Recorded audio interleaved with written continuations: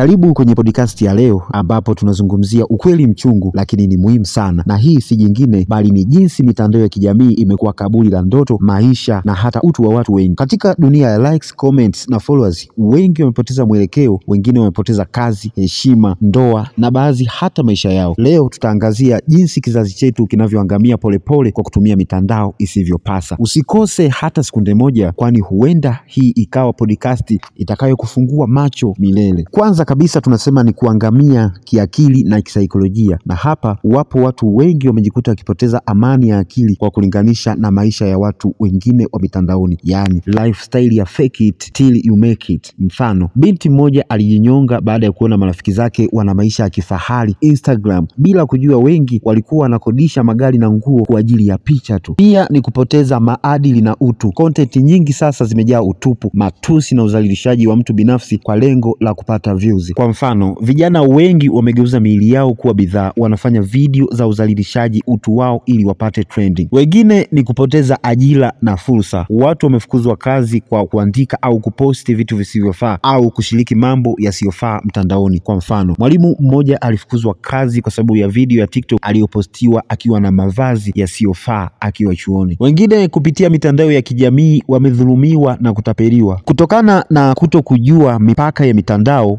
wengi wamekuwa wahanga wa matapeli wa kimitandao. Kwa mfano, kuna wanafunzi waliodanganywa na akaunti feki za scholarship wakatuma pesa na kuishia kuibiwa. Wengine wameweza kufa kifamilia, na hapa tunazungumzia ndoa au mahusiano kuvunjika. Mitandao imesababisha wivu, ukosefu wa uaminifu na kuingiliana na watu wasiofaa. Kwa mfano, ndoa nyingi zinavunjika baada ya mojawapo kupatikana kwenye DM za watu wengine au kuposti mambo yanayomdhalilisha mwenza wake. Mwisho ni kuambie kwamba mitandao ya kijamii ni kama moto, unaweza kutumia kupikia chakula chako au kujichoma kabisa. Uamuzi ni wako. Lakini kabla hujaposti chochote, jiulize, je, hiki kinaijenga au kuibomoa future yangu? Usijitafutie anguko kwa kidole chako mwenyewe. Jina langu naitwa Joki Mchawe. Kama ni mara yako ya kwanza kuangalia video zetu, usisite kusubscribe pamoja na kubonyeza alama ya kengele ili pale tutakapokuwa tunapakia video zetu mpya usiwe wa mwisho kupata hizo updates. Lakini kama video hii imekuvutia, share, kwa sababu hii ndo njia pekee ya kuweza kuwasiliana kati ya mimi na wewe na baadaye na yule mtu ambaye hajaona video hii kwa mara hii. Stay connected with us and all springs of your success are here.